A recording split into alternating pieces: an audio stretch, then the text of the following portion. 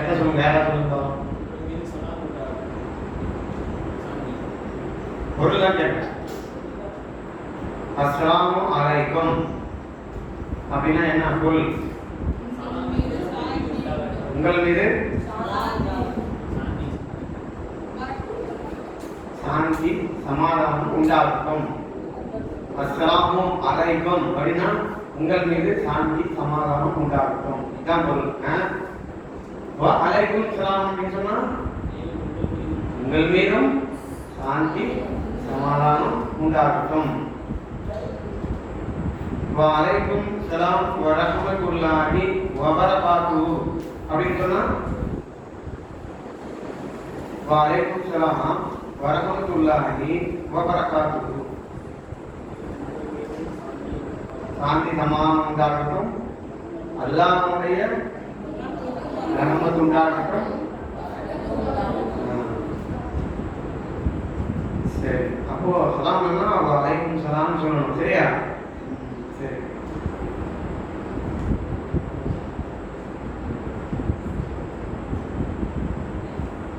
இப்போ என்ன சொன்னாங்க? உங்களுக்கு என்ன ப்ரோக்ராம் சொன்னாங்க? பயான். என்ன பயான்? ஏதாவது தலைப்பு தான் சொன்னாங்களா? சொல்லு. கல்வியும்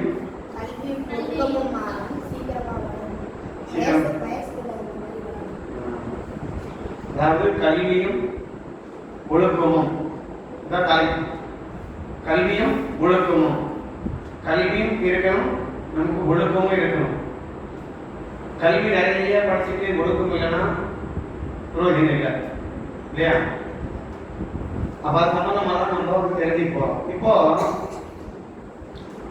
கல்வி, கல்வின்றது முக்கியம். அது எந்த கல்வியா இருந்தாலும் சரி, முக்கியமானது மார்க்க கல்வி. முக்கியமானது மார்க்க கல்வி அவசியம். உலக கல்வி பிறகு பார்க்கலாம். ஏன்னா மார்க்க கல்வின்றது இஸ்லாமிய மார்க்கம், இறைவனால் வழங்கப்பட்ட மார்க்கம். அது நமக்கு தெரியணும். அல்லாஹ் என்பவன் யார் அது நமக்கு தெரியணும். நாம் மரணத்தை விட்ட பிறகு எங்கே போக போகிறோம் அதுவும் தெரியணும். அல்லாஹ் என்பவன் யார், அவன் எங்கே இருக்கிறான், அவன் எப்படிப்பட்டவன், அவனுக்கு இணைத்துணை இருக்கா, இதெல்லாம் நம்ம மார்க்க விஷயங்கள் கண்டிப்பா தெரியணும்.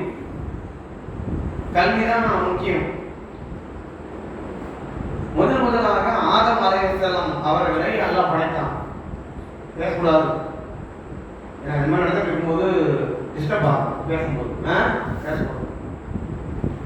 அது மட்டும் இல்ல, நபி ஸல்லல்லாஹு அலைஹி வஸல்லம் சொன்னார்கள், எந்த சபையில எந்த கூட்டத்தில அல்லாஹ்வை பற்றி மார்க்கத்தை பற்றி பேசப்பட்டு கொண்டிருக்கிறதோ அந்த சபையில வானவர்கள் இறங்குகிறார்கள். வானவர்கள் இறங்கி என்ன சொல்கிறார்களாம், இதோ உன்னுடைய மார்க்கத்தை தெரிவதற்காக வேண்டி இங்க அமர்ந்திருக்கிறார்கள், எனவே இவர்களுடைய பாவங்களை மன்னித்தருள்வாயாக என்று வானவர்கள் பிரார்த்தனை செய்வாங்களாம். இந்த சபையில நமக்கு தெரியாது. வானவர்களை பார்க்க முடியுமா? நம்ம வானவர்களை பார்க்க முடியுமா? பார்க்க முடியாது. ஆனா வானவர்கள் இருக்காங்க.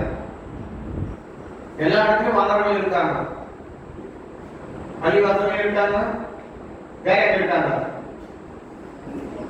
வேறங்க எல்லா இடத்துலயும். ஒவ்வொரு மனிதன் இடத்துலயும் 2 மலக்குகள் இருக்காங்க. ஒவ்வொரு மனிதனிடத்திலும் 2 மலக்குகள். யார் பேரு? கிராமன் காத்திபீன். கிராமன் காத்திபீன்னா கண்ணியம், எழுதக்கூடிய கண்ணியமிக்கவர்கள். அப்போ அப்படிப்பட்ட அந்த மாணவர்கள் என்ன இந்த சபையிலே நமக்காக வேண்டி பிரார்த்தனை செய்யறாங்க. அப்படி இருக்கும்போது நம்ம ஏனத்தனமா உட்கார்ந்துக்கூடாது, நமக்கு நன்மை கிடைக்குங்க. பள்ளிவாசல உட்கார்றதுனால நன்மை இருக்கு நமக்கு. அதே மாதிரி வானவர்கள் வந்து நமக்கு பிரார்த்தனை செய்யறாங்க. எவ்வளவு நமக்கு நன்மை. சும்மா விளையாடிட்டு எந்த நன்மை கிடையாது. சும்மா ஏதாவது பக்கம் இந்த பக்கம் வளர்த்திட்டு சுத்திட்டு வர்றதுனால எந்த பிரயோஜனம் இல்லை. ஆனா பள்ளி வாசல்ல உட்கார்ந்து இருக்கிறதுக்கு அதுக்கு நன்மை இருக்கு. இந்த மார்க்கத்தை கேட்பதற்கு அதுக்கு நன்மை இருக்கு. அதே மாதிரி வானவர்களுடைய பிரார்த்தனை நமக்கு இருக்கு. அதனால நம்ம வந்து உட்கார்ந்துட்டோம்னா என்ன, வேற எந்த சிந்தனையோ விளையாட்டோ எதுவும் பேச்சு எதுவும் இருக்கக்கூடாது. அப்பதான் நன்மை கிடைக்கும், வேற கிடைக்காது. சரியா? சரி, இப்போ முதல் மனிதன் யாரு? ஆதம் அலைஹிஸ்ஸலாம் அவர்கள். இந்த உலகத்திலே முதலாக படைக்கப்பட்டது மனிதன் ஆதம். சரி, அந்த ஆதம் அலைஹிஸ்ஸலாம் அவர்களை படைத்து அல்லாஹ் தஆலா கூறுகிறான், வ அல்லம ஆதமல் அஸ்மாஅ குல்லஹா. ஆதமுக்கு நாம் எல்லா பொருள்களையும் கற்றுக் கொடுத்தோம். ஃபர்ஸ்ட் ஆதம படைத்து விட்டு அல்லாஹ் தஆலா அங்கேயே கற்றுக் கொடுக்கிறான். எல்லா விஷயங்களையும் கற்றுக் கொடுக்கிறான். கல்வி எல்லா கல்வியும் கற்றுக் கொடுக்கிறான் அல்லாஹ் தஆலா ஆதம் அலைஹிஸ்ஸலாம் அவர்களுக்கு. அதே போன்று நபிகள் நாயகம் ஸல்லல்லாஹு அலைஹி வஸல்லம் அவர்கள் தூதராக வரார். வரதுக்கு முன்னாடி அவர் ஒரு ஹீரா குகையில தினந்தோறும் வந்து உட்கார்ந்துட்டு போவார். ஹீரா குகையில தினந்தோறும் வந்து உட்கார்ந்துட்டு போவார். எதுக்காக வேண்டி பார்த்தார் அவரு? எதுக்காக? யாருக்கு தெரியுமா? நபி ஸல்லல்லாஹு அலைஹி வஸல்லம் அவர்கள் ஹீரா குகை தெரியுதா? ஹீரா குகை யாருக்கு தெரியுதா? ஹீரா குகை என்ன? யாருக்கு தெரியல? ஹீரா குகை. சரி, நபி ஸல்லல்லாஹு அலைஹி வஸல்லம் அவர்களுக்கு முதலாக வஹி வந்த இடம். வஹினா இறைச்சி. வஹினா அரபில, இறைச்சி தமிழில. ரசூலுல்லாஹ்வுக்கு முதலாக இறைச்செய்தி வந்த இடம் எது? ஹிரா அப்படின்னு ஒரு குகைக்கு பேரு ஹிரா. அந்த குகையில வந்து ரசூலுல்லாஹ் உட்கார்ந்துருப்பாங்க. எதுக்கு உட்கார்ந்துருப்பாங்கன்னா, அந்த மக்காவுல மக்கள் மோசமா வாழ்ந்துட்டு இருக்காங்க. அல்லாஹ்வை விட்டுட்டு சிலைகளையும் கற்களையும் வணங்கி கொண்டு இருக்கிறார்கள். இந்த காபத்துல்லா செய்யறாங்கல்ல, அந்த காபத்துல்லா அந்த காலகட்டத்துல அந்த காபத்துல்லாவுக்கு உள்ள 360 சிலைகள் இருந்துச்சாம். எத்தனை சிலை? 360 சிலைகள் இருந்துச்சாம். இப்ப இல்ல. ரசூலுல்லாஹ் அந்த தூதராக வரும்போது 360 சிலை இருக்காங்க. அந்த 360 சிலைகளை வச்சுதான் அந்த மக்காவுடைய காஃபிர்கள் வணங்கி கொண்டிருந்தார்கள். நிர்வாகமா சுத்துவாங்க. அந்த காபத்துல்லாவை நிர்வாகமா துணி இல்லாம சுத்திட்டு வருவாங்க. அது கடவுளுக்கு பிடிக்கும் அப்படின்ற மாதிரி இந்த மாதிரி செய்வாங்க. ரெண்டாவது, அங்க எப்ப ஒரே சண்டைகளா இருக்குமா. கொள்ளை என்னென்ன தீமையான காரியங்கள் கெட்டது இருக்குதோ அத்தனையும் செய்வார்களாம். அதே மாதிரி பெண் குழந்தைன்னு சொன்னாங்க அவங்களுக்கு பிடிக்காது. பெண் குழந்தைகளை வந்து குழந்தை பிறந்த உடனே சாகடிச்சிருவாங்க. ஆமா, பெண் குழந்தை பார்த்துட்டாங்கன்னாவே என்ன சாகடிச்சிருவாங்க.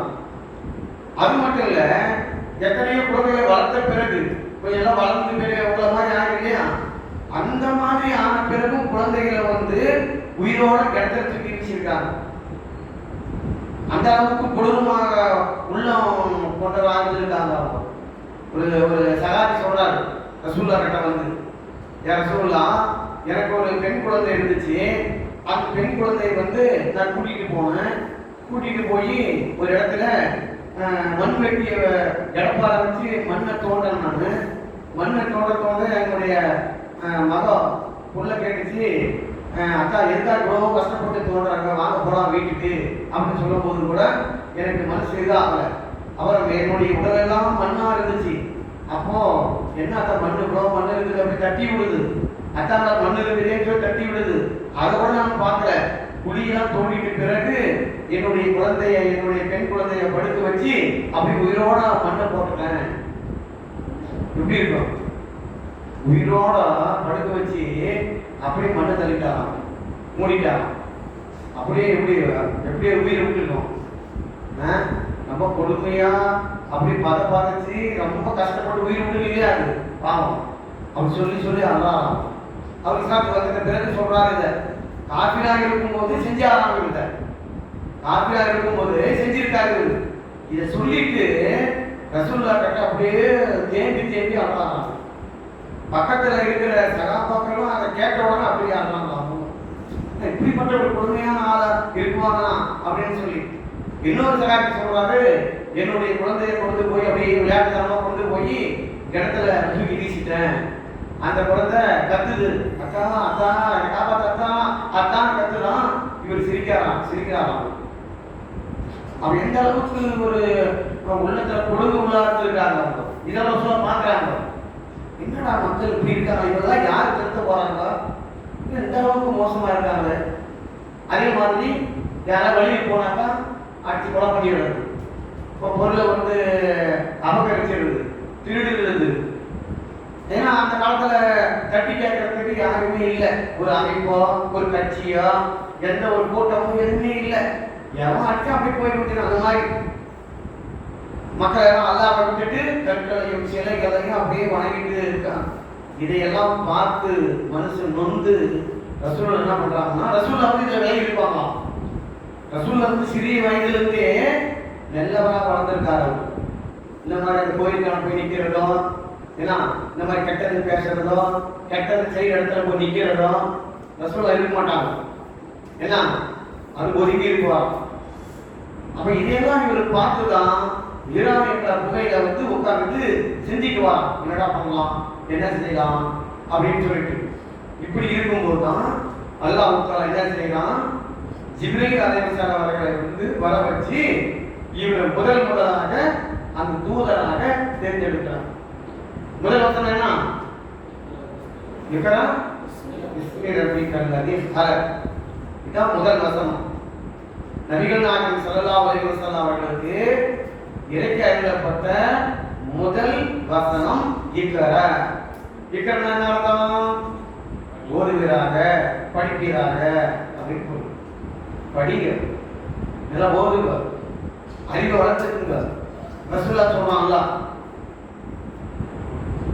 ஆனா மக்காவில் மோசமா மக்கள் வாழ்ந்துட்டு இருக்காங்க, என்னென்னவோ செஞ்சுட்டு இருக்காங்க. அதை சொல்லாம அல்லாஹ் என்ன சொல்றான், படி, தெரிஞ்சிக்கோ, அல்லாஹ்வை பத்தி தெரிஞ்சிக்கோ, உலகத்தை பத்தி தெரிஞ்சிக்கோ, தெரிஞ்சுட்டு மக்களுக்கு நீ போதனை செய் அப்படின்ட்டு அல்லாஹ் நபிகள் நாயகம் ஸல்லல்லாஹு அலைஹி வஸல்லம் அவர்களுக்கு சொல்லிட்டாங்க.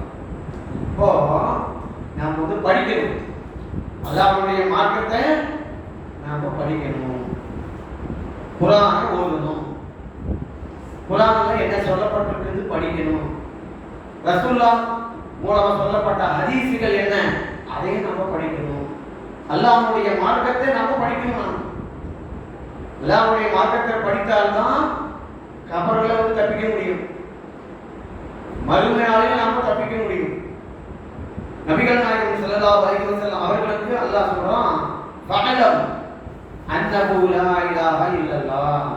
நபியே, நீங்கள் அறிந்து கொள்ளுங்கள், படியுங்கள். என்ன படியுங்கள்? வணக்கத்திற்குரியவன் அல்லாஹ்வை தவிர வேறு யாரும் இல்லை என்பதை நீங்கள் படியுங்கள் அப்படின்னு அல்லாஹ் ரசூலுல்லாஹ் சொல்றான்.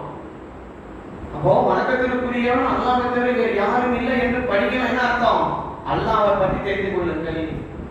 அல்லாஹ் என்பவன் யார், அவன் எங்கே இருக்கிறான், அவன் எப்படி இருக்கிறான், அல்லாஹ் கேட்டான்.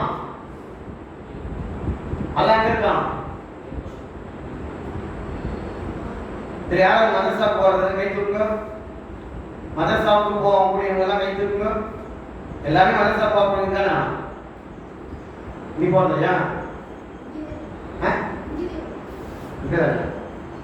அதான் மதரசாவில் படிக்கக்கூடியவங்க கை தூக்குங்க. சரி, கை தூக்கு. அப்போ வணக்கத்திற்குரியவன் அல்லாஹ்வை தவிர வேறு யாரும் இல்லை. அந்த அல்லாஹ் என்பவன் யார் என்பதை தெரிஞ்சுக்கணும். அல்லாஹ் எங்கே இருக்கிறான்?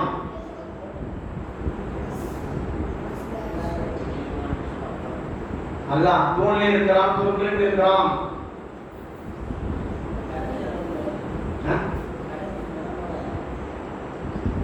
பிடரி நரம்புகள சமீபத்தில் இருக்கிறான். சரி, அது இல்லை, அது வேற விஷயம். எல்லாம் பொதுவா எல்லாம் எங்க இருக்கான்? அதான் கேள்வி. பள்ளிவாசல் இல்ல, வேற சுத்தமான இடத்துல இருக்கான். வேற ஐடியா? மக்காவில் இருக்கான், மதீனாவில். இவன் சொல்லு, அதான் அங்க இருக்கான். உன் பேர் என்ன? அல்ல அங்க இருக்கான். சொல்லு, கரெக்டா சொல்ற, சொல்லு. அர்ஷில. மேலாண் வானத்துல அரிசியிலே இருக்கிறான். நான் சொன்ன கரெக்டா சொல்லலாம். சரியா? அரிசியில் இருக்கிறான். 7வது வானத்துல அரிசியில் இருக்கிறான். ஏய், அதனாலதான் தொடர்ந்து படிக்கணும்னு சொன்னது. அல்லாஹ்வை பத்தி படிக்கணும், மார்க்கத்தை பத்தி படிக்கணும், அதான் சொன்னது. தூணில் இருக்கான், துருப்பில் இருக்கான், தப்பு. அல்லாஹ் அங்க இருக்கிறான், அங்க பார்த்துருக்கான், தப்பு. அது மக்காவில் பார்த்துருக்கிறான், அப்ப இந்தியாவில் இல்லையா? மதீனாவில் பார்த்து இருக்கிறான், அப்ப இங்க பாகிஸ்தான் இல்லையா? காபத்துல்லாஹ்ல பார்த்துருக்கிறான், அப்ப இங்க இல்லையா? அது இல்லை. அல்லாஹ் ஒருவன் இருக்கிறான், அவன் மேலே 7 வானத்திற்கு மேலே அர்ஷில் இருக்கிறான். ஆனால் எல்லாவற்றையும் பார்த்து கொண்டு இருக்கிறான். இப்படிதான் புரிஞ்சுக்கணும். பிடரி நரம்பை விட சமீபத்தில் இருக்கிறான் அப்படின்னு சொன்னா அதுக்கு என்ன பொருள்னா, பிடரில் உட்கார்ந்துருக்கிறான் கிடையாது. நாம கேட்கிற பிரார்த்தனையை கேட்கக்கூடியவனாக இருக்கிறான். அவன் அந்த அளவுக்கு அல்லாஹ்வுக்காக நம்முடைய கண்காணித்துக் கொண்டு இருக்கிறான், நம்மளை பார்த்து கொண்டு இருக்கிறான். அதை விட சமீபமாக இருக்கிறான். பிடரி நரம்பை விட சமீபமாக இருக்கிறான் என்றால் உன்னை கண்காணித்துக் கொண்டு இருக்கிறான் அப்படின்னு அர்த்தம். உன்னை பார்த்து கொண்டு இருக்கிறான். சரியா? அப்ப அல்ல எங்க இருக்கான்? வேதவானத்தில் அரிசியிலே இருக்கிறான். தூணில துரும்ப இருக்கிறது தப்பு. அது எல்லா இடத்திலையும் இருக்கிறான்றது தப்பு. எல்லா இடத்தையும் பார்த்து கொண்டு இருக்கிறான். அந்த அமர்ந்து கொண்டு எல்லாவற்றையும் அவன் பார்த்து கொண்டு இருக்கிறான். இதுதான் அல்லாஹ்வுடைய வல்லமை, அல்லாஹ்வுடைய ஆற்றல். அதனாலதான் நபி ஸல்லல்லாஹு அலைஹி வஸல்லம் அவர்களுக்கு அல்லாஹ் தஆலா பகலம், நபியே அறிந்து கொள்ளுங்கள், வணக்கத்திற்குரியவன் அல்லாஹ்வை தவிர வேறு யாரும் இல்லை என்பதை அறிந்து கொள்ளுங்கள். இப்போ கவனிங்க, முஸ்லிம்களுக்கு அல்லாஹ் கடவுள், கிறிஸ்தவர்களுக்கு ஜீசஸ் கடவுள், இயேசு கடவுள். சரியா? இந்துக்களுக்கு நிறைய கடவுள் இருக்கு. நிறைய என்ன, முருகன், ஐயப்பன், வெங்கடேஸ்வரி, காளியாத்தா, மாரியாத்தா, இப்படி நிறைய கடவுள் இருக்கு. சரியா? இது சரியா? இது கரெக்டாக? முஸ்லிம்களுக்கு அல்லாஹ் கடவுள், கிறிஸ்தவர்களுக்கு ஜீசஸ் இயேசு கடவுள், இந்துக்களுக்கு இந்த மாதிரி கடவுள். இதெல்லாம் கரெக்டா? சொல்லு.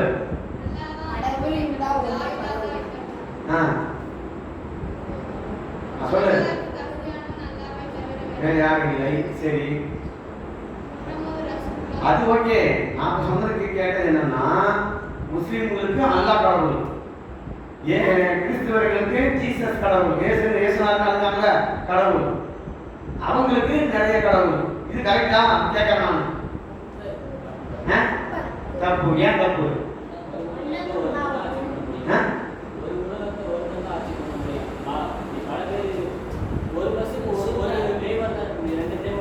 சரி, ஓகே. அப்போ கடவுள் மட்டும்தான் அல்லாஹ்ன்றது புரிஞ்சு எதுக்காக கேட்கறேன்னு சொன்னா, இப்படிதான் நம்ம நிறைய முஸ்லிம்கள் புரிஞ்சு வச்சிருக்கிறாங்க.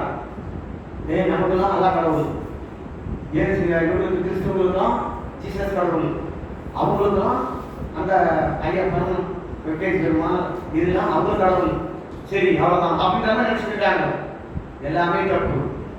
இந்த உலகத்தை படைத்த ஒரு இறைவன் இருக்கிறான், அவன் அல்லாஹ்.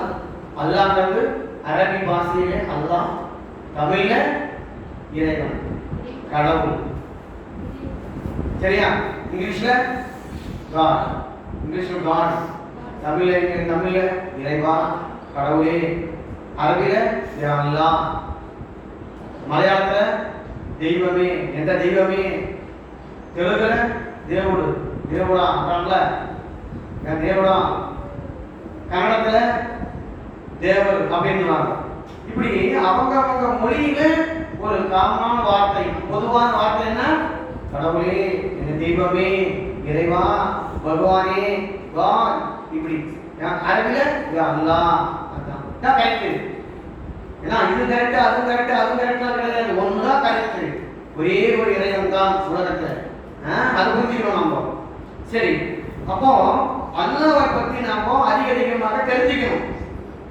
தெரியாத காரணத்தினால்தான் நம்முடைய சமுதாயத்தில் முஸ்லிம்கள் பெரும்பாலான மக்கள் வந்து எங்க போறாங்க? தர்காவுக்கு போறாங்க. தர்கா போலாமா? இங்க பக்கத்துல தர்கா இருக்கா? என்ன தர்கா? சரி, எங்கேயோ இருக்கட்டும். என்ன தர்காவுக்கு போலாமா? போலாம். சொல்ல கரெக்டா அவன் சொல்றான். அவன் போலான்றான். போலாமா? சொல்லு, புரிஞ்சுக்கோ. வீட்டுல அம்மாலாம் போவாங்க இல்லையா? போக மாட்டாங்களா?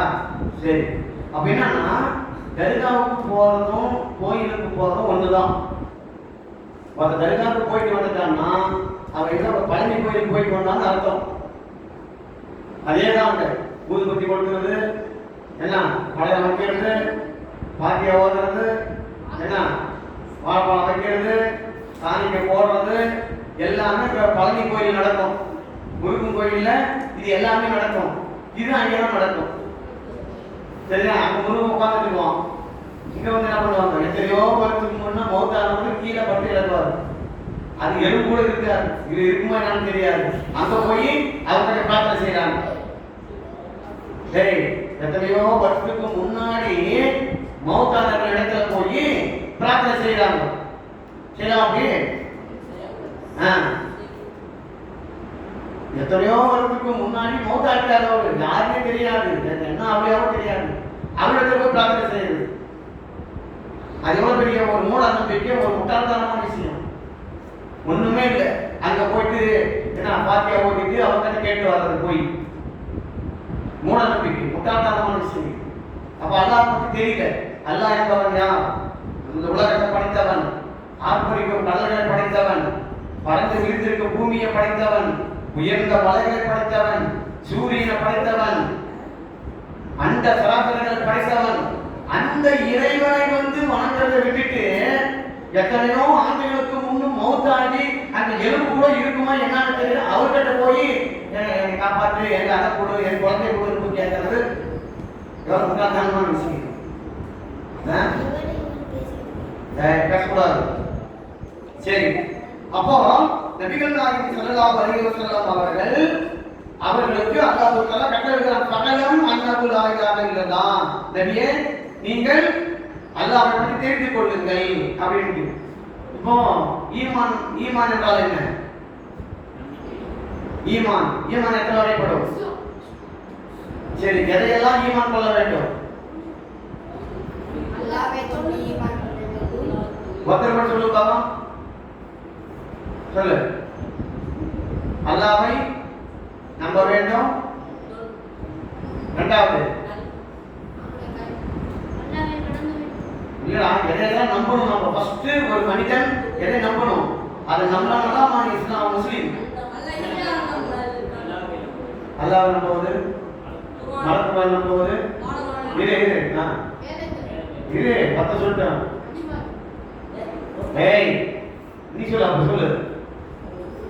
10 சொன்னதான் அது கரெக்டா இருக்கும். ஃபர்ஸ்ட் சொல்லு, நீ சொல்லு. அல்லாஹ்வை நம்புவது, மலக்குகளை நம்புவது, வேதங்களை நம்புவது, நபிமார்களை நம்புவது, விதியை நம்புவது, இந்த ஒண்ணு கியாமத் நாளை நம்புவது. மாஷா அல்லாஹ். அந்த மாதிரி வரிசையா சொல்லணும். சரிதா? இதுதான் முக்கியம்டா. இதுதான் முக்கியம். இது வந்து அரபில ஆமன்து பில்லாஹி வ மலாயிகத்திஹி வ குதுபிஹி வ ருசுலிஹி வல் யௌமில் ஆகிரி வல் கத்ரி கைரிஹி வ ஷர்ரிஹி மினல்லாஹி தஆலா. இது அரபில. அல்லாஹ்வை நம்ப வேண்டும், அவனுடைய வானவர்களை நம்ப வேண்டும், அவனுடைய வேதங்களை நம்ப வேண்டும், அவனுடைய தூதர்களை நம்ப வேண்டும், மறுமை நாளை நம்ப வேண்டும். ஆறாவது விதியை நம்ப வேண்டும். ஆறாவது விதி, அது ஞாபகம் வச்சுக்கிறோம். ஐந்தாவது மறுமை நாள். ஃபர்ஸ்ட் அல்லாஹ் நம்புறது. அல்லாஹ் பத்தி இருக்கிறது யாரு? வானங்களை நம்புறது. அதுக்கடுத்து அவனுடைய வேதம், உலகத்துக்கு வேதானை பின்னால் வேதனை நம்புறது. இந்த வேதத்தை எடுத்து சொல்லக்கூடியவர்கள் வந்தாங்க யாரு? தூதர்களை நம்புறது. அடுத்து நம்ம மௌத்தான பிறகு போக போறோம். மறுமை நாள் ஐந்தாவது நம்புறது. பிறகு விதி. இது ஆறு என்ன எல்லாரும் தெரிஞ்சாகும். எல்லாருக்கும் இந்த விஷயம், இந்த ஆறு விஷயம் தெரிஞ்சாகும். மதரசால ஓதக்கூடிய பசங்களுக்கு இது எல்லாரும் தெரிஞ்சிருக்கும். ஆனா ஒருத்தர் மட்டும் தான் தெரியுது, வேற யாருக்கும் தெரியல.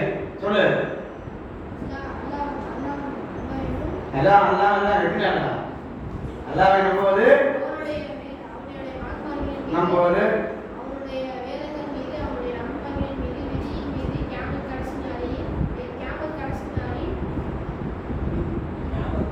கியாமத் நாள் மட்டும்தான். அவ்வளவுதான். கியாமத் கடைசி நாள் எல்லாம் ஒண்ணுதான். கியாமத் நாள் கடைசி நாள் எல்லாம் ஒண்ணுதான். ஆறு கரெக்ட். அப்ப இந்த ஆறு மரணம், இந்த ஆறு விஷயங்களை எல்லாரும் மரணம் பண்ணணும். சரியா? அல்லாஹ்வை நம்ப வேண்டும், மலக்குகளை நம்ப வேண்டும், வேதங்களை நம்ப வேண்டும், தூதர்களை நம்ப வேண்டும், மறுமை நாளை நம்ப வேண்டும், விதியை நம்ப வேண்டும். ஆறு விஷயம். சரியா? அல்லாஹ்வை நம்புவது, அவனுடைய வானவர்களை நம்புவது, அவனுடைய வேதங்களை நம்புவது, அவனுடைய தூதர்களை நம்புவது, மறுமை நாளை நம்புவது, விதியை நம்புவது. ஆறு விஷயம். இது மனப்பாடம் கூடாது. என்ன இந்த போறதுக்கு முன்னாடி எல்லாரும் சொல்லிட்டு போகணும். சரி, இப்போ ஆறு விஷயங்கள் வந்து எல்லாமே நம்ம தெரிஞ்சாகணும். இதுதான் வந்து மதரசாவை படிச்சு கொடுக்குறாங்க நம்ம. அப்போ அல்லாஹ்வுடைய மார்க்கத்தை நம்ம வந்து படிக்கணும். இதெல்லாம் வந்து அடிப்படை கல்வி. இது நான் சொல்றதெல்லாம் அடிப்படையான கல்வி. இது நமக்கு தெரியல. நம்ம மதரசாவுக்கு சரியா போல. மதரசா போயிருந்தாலும் அந்த சரியா நம்ம கல்வி கத்துக்கல நம்ம. அதனால தெரியல நமக்கு. ஃபர்ஸ்ட் மதரசாவில் இந்த ஆறு விஷயங்களை வந்து மனப்பாடம் பண்ண வேண்டியவாங்க. இதான் ஃபர்ஸ்ட் ஆரம்பத்தில். அப்போ இந்த கல்வியை பற்றி அல்லாஹ் சொல்லி தரும் பொழுது, இந்த கல்வியை அல்லாஹ் சொல்லி தரும் பொழுது என்ன, படித்தவனும் படிக்காதவனும் சமமாகுவானா? அல்லாஹ் கேட்கிறான். படித்தவனும் படிக்காதவனும் சமமாகுவானா? ஆகுவாங்களா? ஆக மாட்டாங்க. கவனிக்க, படிக்கிறான், நல்லா படிக்கிறான் ஒருத்தன், நல்லா படிச்சு நல்லா உயர்ந்து போறான். ஒருத்தன் படிக்காமே இருக்கிறான். அவன் உயர்ந்தவனா இவன் உயர்ந்தவனா? அது எந்த கல்வியா இருக்கட்டும், எந்த கல்வியா இருக்கட்டும், நல்லா படிச்சு நல்ல நிலையில இருக்கலாம், நல்ல அந்தஸ்தில் இருக்கலாம். அவன் படிக்காம ஒருத்தன் ஊர் சுத்திட்டு இருக்கான், ஒண்ணுமே இல்லை. அவன் சிறந்தவனா இவன் சிறந்தவனா? படித்தவன் தான் சிறந்தவன். மனிதனுக்கு படிப்பு அறிவு அவசியம். கற்றவனுக்கு கண்ட இடமெல்லாம் சிறப்பு அப்படின்னு சொல்லுவாங்க. கற்றவனுக்கு கண்ட இடமெல்லாம் சிறப்பு. படிச்சாதான் சிறப்பு நமக்கு, படிச்சாதான் மதிப்பு நமக்கு. நல்லா படிச்சு ஒருத்தன் நல்லா என்ன ஒரு டாக்டர் ஆகலாம், ஒரு இன்ஜினியர் ஆகலாம். என்ன அவன் வந்து பெரிய ஒரு அந்தஸ்து இருக்கும், மக்கள் எல்லாம் வருவாங்க, கூட்டக்கூடமா அவன் வருவாங்க. டாக்டர் ஆகலாம் உட்காந்துட்டாங்கன்னா மக்கள் அவனோட கூட்டக்கூடாம வந்து நிற்குவாங்க, கீழ் வந்து நிற்குவாங்க. எவ்வளோ அந்தஸ்து, எவ்வளோ மதிப்பு அது. ஒருத்தன் படிக்கவே இல்லை, அப்படியே சுற்றிட்டே இருந்தான். கடைசியில் பார்த்தாங்கன்னா எங்க இந்த கை வைக்கிற கடையெல்லாம் அந்த இங்கே ஒர்க் ஷாப்பில் வேலை செஞ்சுட்டு இருக்கான். அவனுக்கு கண்ணியமா இவனுக்கு கண்ணியமா? இந்த மாதிரி உலக படிப்பார்த்தாலும் சரி, மார்க்க படிப்பார்த்தாலும் சரி, எல்லாமே படிக்கணும். நாக்கும் அறிவை வளர்க்கணும். நாக்கும் அறிவை வளர்த்துக்கனாதான் என்ன இந்த உலகத்தில் வெற்றி அடைய முடியும், மறு உலகத்தில் வெற்றி அடைய முடியும். கபர்ல வந்து 3 கேள்வி கேட்குவாங்க. கபர்ல சில கேள்விகள் கேட்குவாங்க. அந்த கேள்வி என்ன? நீ சொல்லு, உன் பேர் என்ன? முகமது சாரி, சொல்லு. கபர்ல சில கேள்வி கேட்பாங்க இல்லையா? உட்காந்து உட்காந்து உட்காந்து சொல்லு. எப்படி சொல்லா? எழுது. டேய் தூக்க எழுது.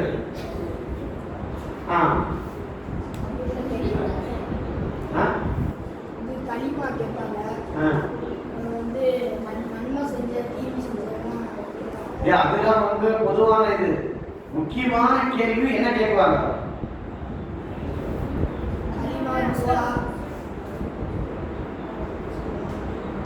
ரசூலுல்லாஹ் சொன்னது இது.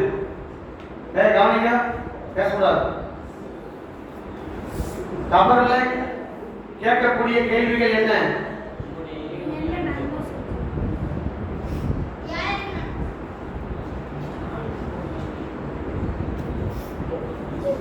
கபரில் கேட்கக்கூடிய கேள்வி விசாரணை என்ன? உட்கார் உட்கார்.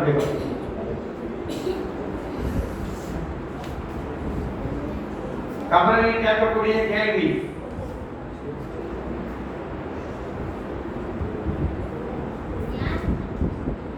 அதெல்லாம் மதரசா போகக்கூடிய நீங்க ஐடியா இருக்கா? தெரிஞ்சு சொல்லலாம். ஒருத்தர் மௌத் ஆயிட்டாரு, கபர்ல அழைச்சிட்டு வந்துட்டாங்க. வந்துட்ட பிறகு என்ன, 2 வானவர்கள் அந்த கபர் குழியிலே இறங்குவாங்க. இறங்கி அவர் தட்டி எழுப்புவாங்க. தட்டி எழுப்பின பிறகு அவன் கண்ணை தொடச்சிட்டு அப்படியே உட்காருவான். உட்கார்ந்த பிறகு அவங்க சில கேள்விகள் கேட்குவாங்க வானவர்கள். கரெக்டா சொல்ல போதுமே, யார் சொல்றது பார்க்கலாம்.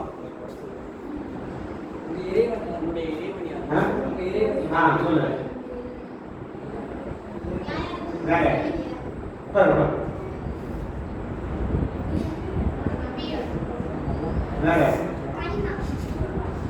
எப்படி சொல்லலாம், ஒன்றும் பிரச்சனை இல்லை.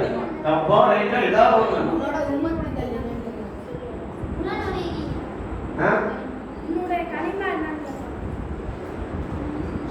எல்லாருமே மதரசா போனவங்களா? எல்லாருமே மதரசா போனவங்களா? சரி சரி பாருங்க. இப்போ 2 வானவர்கள் இறங்கி அந்த மௌத்தானவனை வந்து தட்டி எழுப்புவாங்க. அவனுக்கு உயிர் கொடுக்கப்படும். உயிர் அங்கு வரும், அவனுக்கு அல்லாஹ் அனுப்புவான்.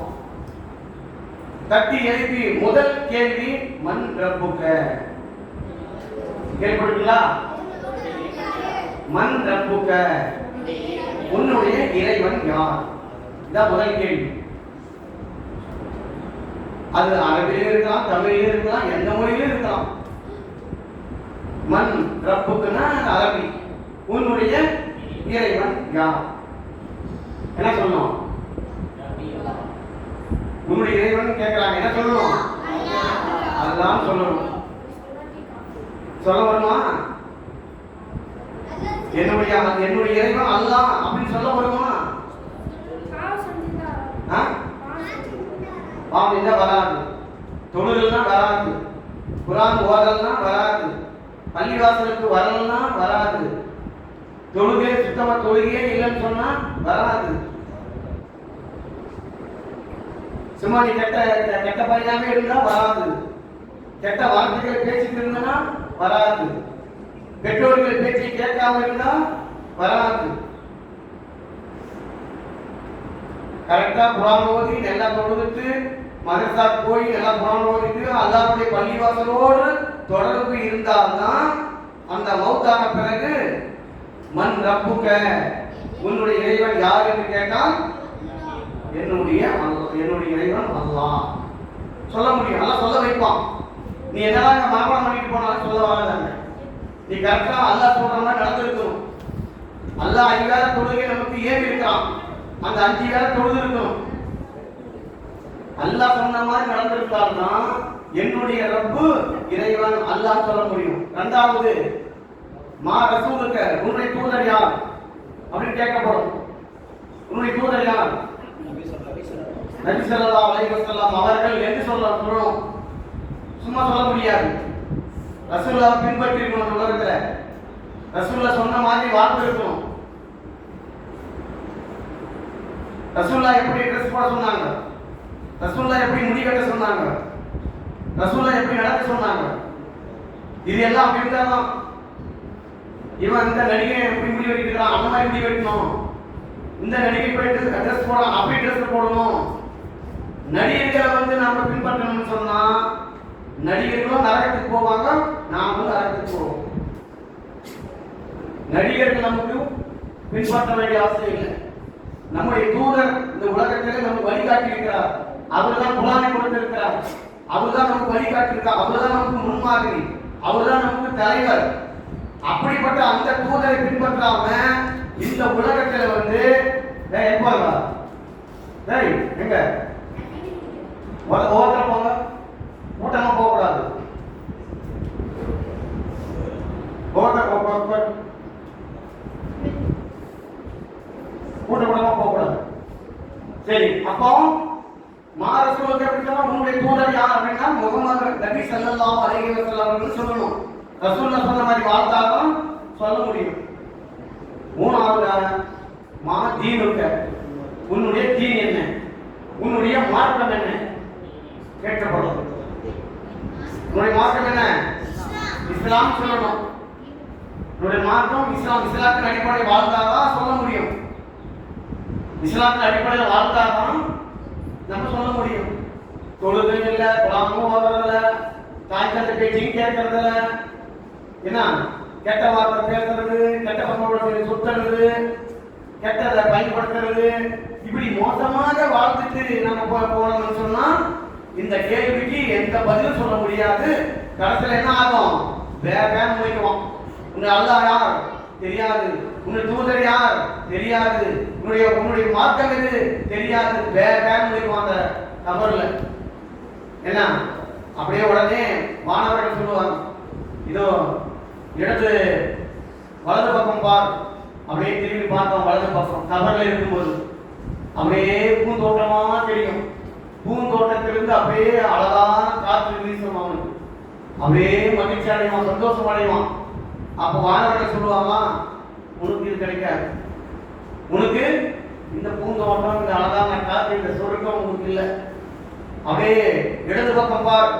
இடது பக்கம் பார்க்குவான், அப்படியே நரக நெருப்பா எரியும், நெருப்பா எரியும். இதுதான் உன்னுடைய இடம் அப்படின்னு மாணவர்கள் சொல்லுவாங்க. கபர்ல ரசூலுல்லாஹ் சொல்றாங்க. இது மாணவர்கள் சொல்லுவார்களா, இதுதான் உன்னுடைய இடம், தங்கக்கூடிய இடம். நீ இந்த உலகத்துல வந்து வெறும் முஸ்லிமா வாழ்ந்த, சும்மா பேருக்கு வந்து ஒரு பேர் அரபி பேரை வச்சுக்கிட்டு நீ உலகத்துல வாழ்ந்த. இப்ராஹிம் என்றோ, சாதிக் என்றோ, பைசல் என்றோ ஏதோ நீ முஸ்லிம் பேர் வச்சுக்கிட்டு வாழ்ந்த. நீ தொழுகவும் கிடையாது, ஒன்றும் கிடையாது, உனக்கு நரகம் தான் அப்படி என்று சொல்லி விடுவார்கள் என்று நபி ஸல்லல்லாஹு அலைஹி வஸல்லம் அவர்கள் சொல்றாங்க. அப்போ அல்லாஹ்வுடைய மார்க்கத்தை இதெல்லாம் விஷயம் தெரியும், நாம படிக்கணும். நாம படிக்கணும்னா மதரசாவுக்கு போகணும். மதரசாவுக்கு போய் ஓதனால இதெல்லாம் தெரியும். இதெல்லாம் தெரிஞ்சு வாழ்ந்தாதான் கபர்ல வந்து நம்ம தப்பிக்க முடியும், மறுமை நாளிலே தப்பிக்க முடியும். இப்படியே சும்மா ஒரு பேர் அளவுக்கு நம்ம முஸ்லீமா இருந்து மௌத்தாக்கணும்னா கபர்லயே வந்து வேதனை, மறுமை நாளிலே நரகம் தான் நமக்கு கிடைக்கும். உங்களுக்கு தான் தெரியும், சிறுவர் இப்னு அப்பாஸ் ரலியல்லாஹு அன்ஹு அவர்கள் சிறுவர், உங்களை மாதிரி சிறிய ஒரு பையனா இருந்தவர். நபிகள் நாயகம் ஸல்லல்லாஹு அலைஹி வஸல்லம் அவர்கள் கூடவே இருந்திருக்கார். ரசூலுல்லாஹ் கூடவே இருந்து அவர் சொன்ன செய்திகள் எல்லாம் மனப்பாடம் பண்ணிக்கிறார். நிறைய ஹதீஸ்களை மனப்பாடம் பண்ணியிருக்காரு. வயசு எவ்வளோ? 9 வயசு.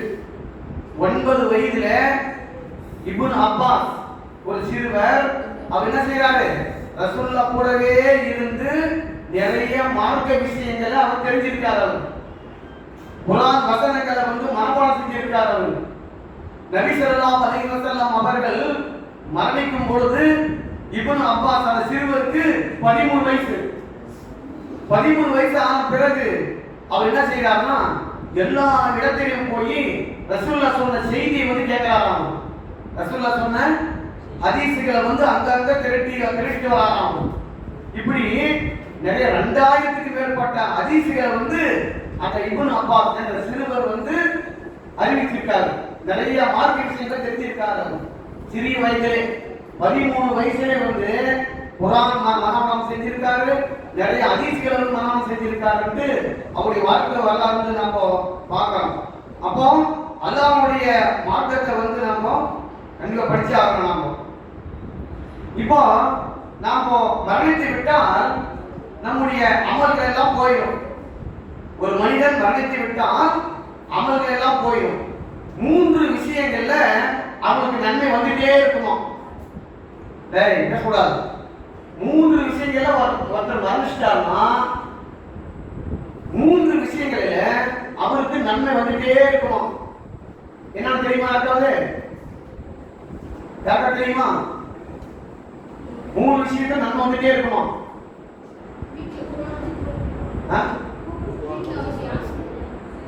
சொல்லுங்க பாருங்க, யாராவது கேள்விப்பட்டிருக்கீங்க?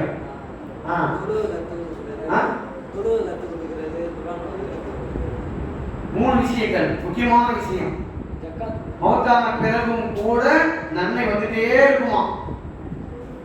அவர் கவலை இருக்கும்போது நன்மை வந்துட்டே இருக்குமா? அவருக்கு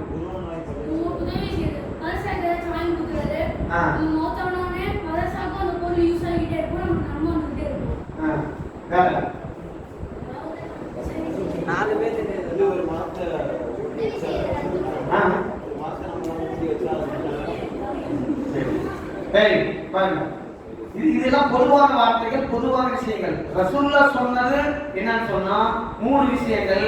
சதகத்துல் ஜாரியா அப்படி என்று சொன்னால் நிலையான தான தர்மம். நிலையான தான தர்மம்னு சொன்னா ஒரு ஊர்ல தண்ணி இல்லை, தண்ணீருக்காக வேண்டி ஒரு போரை போடுகிறோம், ஏதாவது ஒரு பைப்பை போட்டு வைக்கணும், மக்கள் கூட்டமாக அதை பயன்படுத்துகிறார்கள். கடைசி வரைக்கும் இருக்கு. காலகாலமாக அந்த போர் போட்டது மக்கள் பயன்படுத்திட்டே இருக்காங்க. அது நிலையான தான தர்மம். அல்லது ஒரு பள்ளிவாசல் கட்டுறோம், பள்ளிவாசல்ல தண்ணி இல்லை, அங்க ஒரு போர் போட்டு கொடுக்குறோம். அது அவர் மௌத்தான பிறகும் எவ்வளவு மக்கள் பயன்படுத்துவாங்க. ஒரு செய்யறதுக்கு பயன்படுத்துவாங்க, குடிக்கிறதுக்கு பயன்படுத்துவாங்க. அந்த நன்மை எல்லாம் அவருக்கு போயிட்டே இருக்கும். இதுதான் சதகத்துல் ஜாரியா, நிலையான தான தர்மம், நிலையாக இருக்கிற தான தர்மம். இரண்டாவது ரசூலுல்லாஹ் சொன்னார்கள் பயனுள்ள கல்வி. பயனுள்ள கல்வி நாம கற்று இருக்கணும், மற்றவங்களுக்கும் சொல்லிட்டு போயிருக்கணும். அந்த நன்மையை அவங்களுக்கு சேர்ந்துட்டே இருக்கும்னு சொன்னாங்க. மூணாவது நல்ல மகன்கள், பெற்றோர்களுக்காக வேண்டி செய்யக்கூடிய பிரார்த்தனை. நம்முடைய பெற்றோர்கள் இல்லை என்று சொன்னால் அவங்களுக்காக பிரார்த்தனை செஞ்சோம்னா உடனே அல்லாஹ் தஆலா ஏற்றுக்கொள்வான், அவர்களுக்கு நன்மை செய்து கொண்டே இருக்கும் அப்படின்ட்டு ரசூலுல்லாஹ் சொல்றாங்க. அப்ப இதெல்லாம் நம்ம படிக்கணும். சரி, நம்ம அல்லாஹ்வுடைய மார்க்கத்தை நம்ம படிக்கிறோம், குர்ஆனை ஓதுறோம், முடிஞ்ச அளவுக்கு தொழுகிறோம், நிறைய விஷயங்கள் நம்ம செய்யறோம். மறுமைக்காக வேண்டி அல்லாஹ்வுக்காக வேண்டி நாம செய்யறோம். எதுக்காக இதெல்லாம்? எதுக்காக செய்யறதெல்லாம்? நன்மை இருக்கு, சொர்க்கம் போறதுக்காக வேண்டி இதெல்லாம் செய்யறோம். சரி, இந்த தொழுகை, நோன்பு, எந்த நன்மையான காரியம் இருந்தாலும் இதை செஞ்சுட்டு நம்மளுக்கு ஒழுக்கம் இருக்கணும். ஒழுக்கம், கல்வி இருக்கணும், ரெண்டாவது என்ன, ஒழுக்கமும் இருக்கணும். ரெண்டும் இருந்தால்தான் சொர்க்கம் போக முடியும். நீ தொழுதுட்டு கெட்ட வார்த்தை பேசுறது, நீ தொழுதுட்டு வீடியோ அடிக்கிறது, நீ தொழுதுட்டு கஞ்சா அடிக்கிறது, நீ தொழுதுட்டு என்ன அத்தாம பேச்சு கேட்காம சுத்துறது, நீ தொழுதுட்டு கெட்டதெல்லாம் பேசிட்டு இருக்கிறது, இது கூடாது. இது தொழுது பிரயோஜனம் இல்லை. ஒழுக்கம் வரணும். அல்லாஹ் சொல்லும்போது இன்ன ஸலாத்த தன்ஹா அனில் ஃபஹ்ஷாஇ வல் முன்கர். மனிதனை, தொழுகை மனிதனை மானக்கேடான செயல்களிலிருந்து காப்பாற்றுகிறது அல்லாஹ் சொல்றான். அப்போ தொழுதா ஒழுக்கம் வரணும். ஐவேளை தொழுகக்கூடிய இடத்துல ஒழுக்கம் இருக்க வேண்டும். ஒழுக்கம் இல்லாமல் குர்ஆன் ஓதி எந்த பிரயோஜனமும் இல்லை. ஒழுக்கம் இல்லாமல் தொழுதும் எந்த பிரயோஜனமும் இல்லை. அதனால யாரும் ஒழுக்கம் இல்லை, நான் தொழுது போக மாட்டேன் அப்படின்னு கூடாது. யாரும் ஒழுக்கமே இல்லை, 5 பள்ளிவாசலுக்கு போகணும் அப்படி இருக்க கூடாது. தொழுதும் ஒழுக்கமாகவும் இருக்கணும். அல்லாஹ்வுக்கு பயந்து நம்ம நடக்கணும். அதனாலதான் ஒரு திருக்குறள் சொல்லுவாங்க, கற்க கசடர கற்பவை கற்பின் நிற்க அதற்குள் தக. என்ன பொருள்? எல்லாம் படிச்சிருக்கோம் திருக்குறள் 6th 7th 8th எல்லாம் படிச்சிருக்கோம். கற்க கசடர கற்பவை, நீ கற்றுக்கொள்வதை தெளிவாக அழகாக குழப்பமில்லாம கற்றுக்கொள். கற்க கசடர கற்பவை, நீ கற்பவை நீ கற்றுக்கொள்வதை தெளிவாக கற்றுக்கொள். கற்றபின் நிற்க அதற்கு தக, நீ கற்ற பிறகு அதன் பிரகாரம் நடக்கணும். அப்படி திருவள்ளுவர் ஏற்கனவே சொல்லியிருக்காரு. அதான் இஸ்லாம் நமக்கு சொல்லுது. நீ செஞ்சீன்னு சொன்னியா, நீ இப்ப படிக்கிறதுன்னு சொன்னியா, அதே மாதிரி வாழ்ந்து காமிக்கணும் நீ.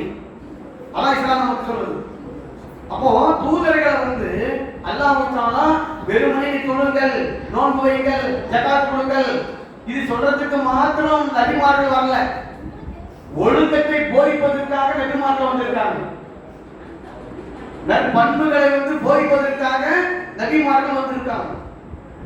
நபிகள் நாயகம் ஸல்லல்லாஹு அலைஹி வஸல்லம் அவர்களுக்கு இறைக்கருளப்பட்ட வேதத்தை அல்லாஹ் சொல்லும் பொழுது, "ஹுவல்லதி பஅஸல் உம்மீன ரசூலும் மின்ஹும் யதுலு அலைஹிம் ஆயாத்தி வ யுஸக்கிஹி வ யுஅல்லிமுஹுல் கிதாப வல் ஹிக்மா." நிச்சயமாக நாம் எழுத படிக்க தெரியாத தூதர் நாம் உங்களுக்கு அனுப்பி வைத்திருக்கிறோம். அவர் வேதத்தை ஓதி காமிப்பார், உங்களை பரிசுத்தப்படுத்துவார். வேதத்தை ஓதி காமிப்பார், உங்களை பரிசுத்தப்படுத்துவார், உங்களை ஒழுக்கமுள்ள மக்களாக உருவாக்குவார். அதற்காக தான் நபிமார்களை இந்த உலகத்திற்கு வருகை தந்திருக்கிறார்கள். வெறுமனை தொழுங்கள், நோன்பு வைங்க, ஜகாத் கொடுங்க, ஹஜ்ஜிக்கு போங்க அப்படின்னு சொல்றதுக்கு மாத்திரம் வரல. அவங்க ஒழுக்கத்தை போதிப்பதற்காக வேண்டி அவர்கள் வந்திருக்கிறார்கள் என்று அல்லாஹ் நமக்கு சொல்லித் தருகிறான். நபிகள் நாயகம் ஸல்லல்லாஹு அலைஹி வஸல்லம் அவர்களை பற்றி அல்லாஹ் தஆலா எந்த அளவிற்கு ஒழுக்கமாக இருந்தார் என்று சொல்லி காமிக்கும் பொழுது அல்லாஹ்வே சொல்லி காமிக்கின்றான், வா இன்னக லஅலா குல்கின் அலீம். நபியே, நீங்கள் மகத்தான நற்குணத்தில் நீங்கள் இருக்கின்றீர்கள். மகத்தான நற்குணத்தில் நீங்கள் ஒழுக்கம் உள்ளவர்களாக நீங்கள் இருந்து கொண்டிருக்கின்றீர்கள். அப்போ நபி ஸல்லல்லாஹு அலைஹி வஸல்லம் அவர்கள் ஒழுக்கம் உள்ளவர்களாக வாழ்ந்தார்கள். யார் பேசக்கூடாது? ரசூலுல்லாஹ் ஒழுக்கம் உள்ளவர்களாக வாழ்ந்ததின் காரணத்தினால்தான் நிறைய மக்கள் இஸ்லாத்திற்கு வந்தாங்க. மற்றபடி எடுத்து சொல்றது மாத்திரமல்ல, ரசூலுல்லாஹ்வுடைய குணத்தை பார்த்து, ரசூலுல்லாஹ்வுடைய நடத்தை பார்த்து அதிகமான மக்கள் இஸ்லாத்திற்கு வந்திருக்காங்க. அப்போ இஸ்லாத்துல முக்கியமானது ஒழுக்கம் தான். ஒழுக்கம் விழுப்பம் தரலாம், ஒழுக்கம் உயிரினும் ஓம்பப்படும். பாத்தீங்களா திருக்குறள்? அப்பவே அழகான திருக்குறள் இது. அப்போ முக்கியமானது இஸ்லாத்துல ஒழுக்கம் தான். ஒழுக்கம் இல்லாத எந்த செயல்பாடுகளையும் அல்லாஹ் அங்கீகரிக்க மாட்டான், ஏற்றுக்கொள்ளவே மாட்டான். எதனாலும் செஞ்சுக்கலாம், தொழுகிறது, எதனால கெட்ட வார்த்தை பேசிக்கலாம், எங்க எதனாலும் சாப்பிட்டுக்கலாம், எப்படி வேணாலும் வாழலாம். ஆனா 5 நாள் தொழுகிறது, இந்த தொழுகால ஏற்றுக்கொள்ள மாட்டான். ஒழுக்கமா இருந்து தொழுதால்தான் அல்லாஹ் தஆலா அதை ஏற்றுக்கொள்வான் என்று நபிகள் நாயகம் ஸல்லல்லாஹு அலைஹி வஸல்லம் அவர்கள் சொல்லி காமிக்கிறார்கள். இப்போ நாம் நம்முடைய வாழ்க்கையில பெற்றோர்களுக்கு நாம் எந்த அளவுக்கு பணிந்து போறோம், பெற்றோர்கள் எப்படி பிள்ளைகள் நடக்கணும், எந்த அளவுக்கு நம்முடைய தாய் தந்தை இடத்தில் நாம் நடந்து கொள்ளணும், எந்த அளவுக்கு அவருடைய பேச்சை நம்ம கேட்கணும். நிறைய வீடுகளில் பார்க்கும்பொழுது பெற்றோர்கள் ரொம்ப கவலையா இருக்காங்க. பிள்ளைகளை சரியான முறை வளர்க்க முடியல, பிள்ளைகளை கட்டுப்படுத்த முடியல. செல்போன் மூலமாக எப்ப பாரு செல்போன் தான். முடி வெட்டான்னு சொன்னா இந்த மாதிரி முடி வெட்டுறதில்ல, ட்ரெஸ் இந்த மாதிரி பண்ணலான்னு சொன்னா பண்றது கிடையாது. வீட்டுல சீக்கிரமா நேரமா தூங்குறான்னு சொன்னா சீக்கிரமா தூங்குறதும் இல்லை. நேரமா எழுந்து பஜர் தொழுகலான்னு சொன்னாக்கா தொழுகிறதும் இல்லை. நிறைய வீட்டுல இருக்கு. பெற்றோர்கள் பேச்ச கேட்கறது, பெற்றோர்கள் பேச்ச கேட்கறது கிடையாது. பெற்றோர்களை ஏசுறது, பெற்றோர்களை பேசுறது, பெற்றோர்களை மதிக்கிறது. அல்லாஹ் தஆலா கடுமையா சொல்றான், அல்லாஹ்வை வணங்குங்கள் என்று சொல்லிவிட்டு இரண்டாவதாக அல்லாஹ் தஆலா சொல்லும் பொழுது உங்களுடைய பெற்றோர்களுக்கு உபகாரம் உபகாரம் செய்யுங்கள். அல்லாஹ் சொல்றாங்க, வகதா ரப்புக அலா தஅபுது இல்லா இய்யாஹு பில் வாலிதைனி இஹ்சானா. அல்லாஹ்வை மட்டும் நீங்கள் வணங்குங்கள், அவனுக்கு வேற எதையும் இணையாக்காதீர்கள். அதே மாதிரி உங்களுடைய பெற்றோருக்கு நன்மை செய்ய வேண்டும் என்று இறைவன் உங்களுக்கு கட்டளையிடுகின்றான். அதே மாதிரி உங்களுடைய பெற்றோர்கள் வயதான பிறகு இருவரோ அல்லது ஒருவரோ உங்களிடத்தில் இருந்தால் அவர்களை சீ என்று கூட நீங்கள் சொல்லாதீர்கள், அவர்களை விரட்டி அடிக்காதீர்கள், அவர்களிடத்தில் கண்ணியமாக பேசுங்கள். அல்லாஹ் சொல்றான் குர்ஆன்ல. கேளுங்க, தன்னுடைய பெற்றோர்களிடத்தில் அக்கா அம்மா இடத்துல மகன்கள் எப்படி இருக்க வேண்டும் என்பதை அல்லாஹ் நமக்கு சொல்றான். எந்த அளவுக்கு நம்முடைய தாய் தந்தையை சீ போமா அப்படின்னு சொல்றோம் இல்லையா, அத கூட சொல்லக்கூடாது. பெற்றோர்களை இழிவாக கேவலமாக பேசக்கூடாது, கண்ணியமாக பேச வேண்டும். அம்மா இடத்துல நம்முடைய அக்கா இடத்துல கண்ணியமாக பேசணும். எத்தனையோ அம்மாவை அடிக்கிறாங்க பசங்க அம்மாவை அடிக்கிறாங்க, வாடி போடி என்று சொல்றத பார்க்கலாம். அவங்க பேச்சு கேட்கறது. எத்தனையோ பெற்றோர்கள் எத்தனையோ அம்மா என்ன இவனை என்ன ஒண்ணுமே செய்ய முடியல அழுறாங்க. அவங்க பாவம், அவனை வளர்க்க முடியாம, அவனை திருத்த முடியாம எத்தனையோ பெற்றோர்கள் அவதிப்படுகிறத நம்ம பார்க்கிறோம். ஆனா அல்லாஹ் என்ன சொல்றான், உங்களுடைய பெற்றோர்களிடத்தில் நல்ல முறையில் நடந்து கொள்ளுங்கள், அவர்களுக்கு உபகாரம் செய்யுங்கள், அவர்களுக்கு நன்மை செய்யுங்கள், அவர்களுக்கு உதவி செய்யுங்கள். அல்லாஹ் சொல்றான். நபிகள் நாயகம் ஸல்லல்லாஹு அலைஹி வஸல்லம் சொன்னார்கள், மகன் விஷயத்துல பெற்றோர்கள் மகன் விஷயத்துல கோபப்படுகிறார்கள் என்று சொன்னால் அல்லாஹ்வும் கோபப்படுகிறான். பாத்தீங்களா, அல்லாஹ்வே கோபப்படுறான். பெற்றோர்கள் உங்கள் மீது கோபப்பட்டாங்கன்னு சொன்னா, என்ன இப்படி பண்றாங்க அடக்கவே மாட்டேங்கிறானே அப்படி என்று சொல்லி கோபப்படுகிறார்கள் என்று சொன்னால் அல்லாஹ்வும் கோபப்படுறான். அதே மாதிரி பெற்றோர்கள் மகன்கள் விஷயத்துல சந்தோஷப்படுகிறார்கள் என்று சொன்னால் அல்லாஹ் தஆலா சந்தோஷப்படுகிறான் என்று நபிகள் நாயகம் ஸல்லல்லாஹு அலைஹி வஸல்லம் சொல்லி காமிக்கிறார். அப்போ என்ன, நம்ம பெற்றோர்களிடத்துல தாய் தந்தை இடத்துல மரியாதையாக நடக்கணும், மரியாதையாக பேசணும், நல்ல வார்த்தைகளை பேசணும். அதே மாதிரி அவர்களுக்காக வேண்டி நம்ம பிரார்த்தனை செய்யணும். பெற்றோர்களுக்காக வேண்டி யார் பிரார்த்தனை செய்யறது? யார் பிரார்த்தனை செய்யறீங்களா? பெற்றோர்களுக்கு நம்ம தாய் தந்தைக்காக வேண்டி யாராவது பிரார்த்தனை செஞ்சிருக்கீங்களா? நீங்க என்ன செஞ்சீங்க சொல்லு, என்ன பிரார்த்தனை செஞ்சீங்க? நல்லா சம்பாதிக்கணும், நல்லா சம்பாதிக்க காசு கொடுக்கணும், இதுதான் துவா செஞ்சிருக்க. சரி, நீ என்ன செஞ்ச சொல்ல, கை போடு. பெற்றோருக்காக வேண்டி துவா செஞ்சீங்களா? என்ன துவா செஞ்ச?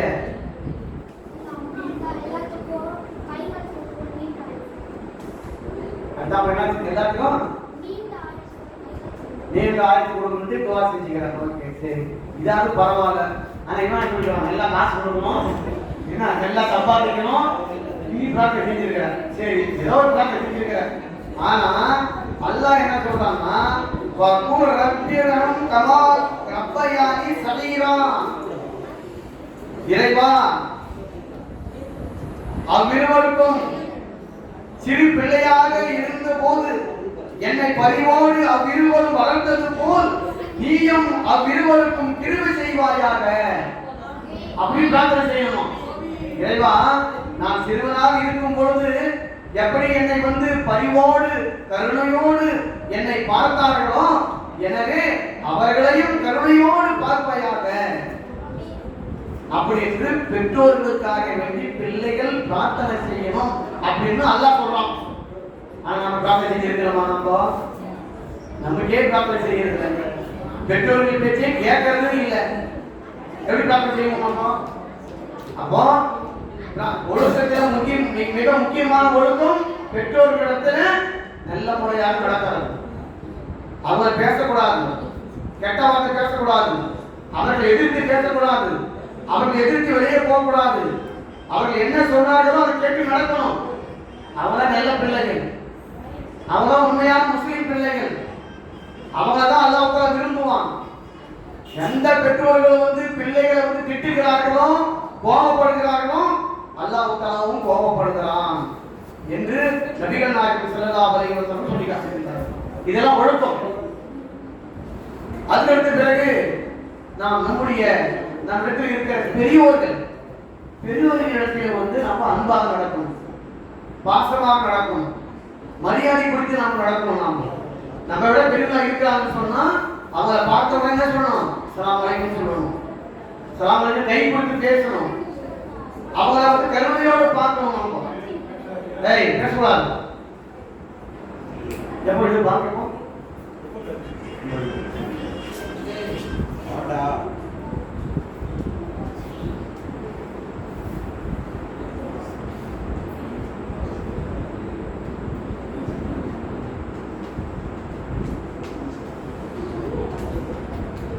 சரி, அப்போ அல்லாஹ்வுடைய மார்க்கத்தை வந்து நம்ம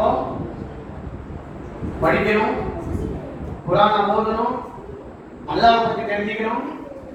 படிச்சது மாத்திரமல்ல, கவனிங்க, படிச்சது மாத்திரமல்ல ஒழுக்கத்தை வளர்த்துக்கணும். நம்ம மிக முக்கியமான ஒழுக்கம் தான். ஒழுக்கம் இல்லாத கல்வி உதவாது. ஒழுக்கம் இல்லாத அறிவு எவ்வளவு படித்திருந்தாலும் சரி, அவன் பெரிய டாக்டர் ஆயிருக்கலாம், பெரிய இன்ஜினியர் ஆயிருக்கலாம், பெரிய கலெக்டர் ஆயிருக்கலாம், பெரிய ஆளாயிருக்கலாம், நல்லா சம்பாதிக்கலாம். ஆனா அவன்கிட்ட ஒழுக்கம் இல்லைன்னு சொன்னா அந்த அறிவு, அந்த ஒழுக்கத்தை அந்த விஷயத்தை எல்லாம் ஏற்றுக்கொள்ள மாட்டான். அதனால வந்திருக்கிற மாணவர்கள் அல்லாஹ்வுடைய மார்க்கத்தை வந்து முறையாக மதரசாவுக்கு சென்று படியுங்க, அல்லாஹ்வை பற்றி தெரிஞ்சுக்கங்க, மார்க்கத்தை பற்றி தெரிஞ்சுக்கங்க.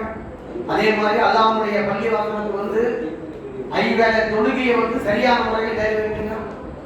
ஏன்னா மறுமை நாளிலே முதல் கேள்வி எது? மறுமை நாளிலே அல்லாஹ் தஆலா முதலாக கேட்கக்கூடிய கேள்வி எது? தொழுகையை பற்றி தான் கேட்குவான் அல்லாஹ். வேற எதுவுமே முதல் கேள்வி கிடையாது. உன்னை அந்த உலகத்தில் படைத்தேன், உனக்கு எல்லா விதமான அருள்கொடைகளை கொடுத்தேன், படிக்க வைத்தேன், நிறைய வேலை வாங்கி கொடுத்தேன், எல்லாம் சம்பாதித்தானி, எனக்கு நன்றி செலுத்தினார நீ, என்னை நீ வணங்கினாய் என்றுதான் முதலாக மறுமை நாளைக்கு அல்லாஹ் கேட்போம். அதனால தொழுகைக்கு எல்லாமே வந்து 5 வேளை தொழுகை வந்து எந்தெந்த இடத்துல வந்து பள்ளி இருக்குதோ அந்த இடத்துல தொழுதுங்க. நேரம் தான் இங்கு வரலாம், இந்த ஓரமா இருட்டா இருக்குது, பயமா இருக்குது அப்படின்னு சொன்னா அந்த இடத்துல தொழுதுக்கலாம். அதே மாதிரி இந்த ஜும்மா நேரத்துல நீங்களாம் வரவே இல்லைங்க. ஜும்மா தொழுது நீங்களா யாருக்கும் வரலைங்க. ஒரு 4-5 பேர் மட்டும் தான் வந்தாங்க. நீங்க ஜும்மா தொழுது கடமை இல்லையா? ஜும்மா தொழுதுன்றது கடமையா இல்லையா? ஜும்மா தொழுது நீங்க வரல யாரும். முக்கியமான ஸ்கூல் இல்ல, ஸ்கூல் இல்ல நமக்கு. இந்த ஸ்கூல் இல்லாத நேரத்துல வந்து நிறைய பள்ளிவாசல் வந்து தொழுதும் ஜும்மாவுக்கு வரணும், ஜும்மாவுக்கு கலந்துக்கணும். 3 ஜும்மா கலந்துக்கலன்னா அவன் காப்பி எடுத்து ரசூலுல்லாஹ் சொல்லியிருக்காங்க. எவன் வந்து 3 ஜும்மாவுக்கு வந்து தொடர்ந்து வரவில்லையோ அவன் காஃபிர் அப்படின்றாங்க ரசூலுல்லாஹ்.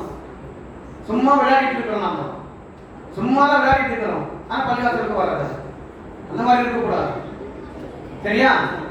சரி, 5 வேளை தொழுகையாகவும் அல்லாஹ்வுடைய மார்க்கத்தை வந்து படிக்கக்கூடியவர்களாக நம்ம ஆகணும். அல்லாஹ் உங்கள் மார்க்கத்தை நம்ம அனைவருக்கும் அருள் புரிவானாக. வாக்கு தரவான அல்ஹம்துலில்லாஹி ரப்பில் ஆலமீன்.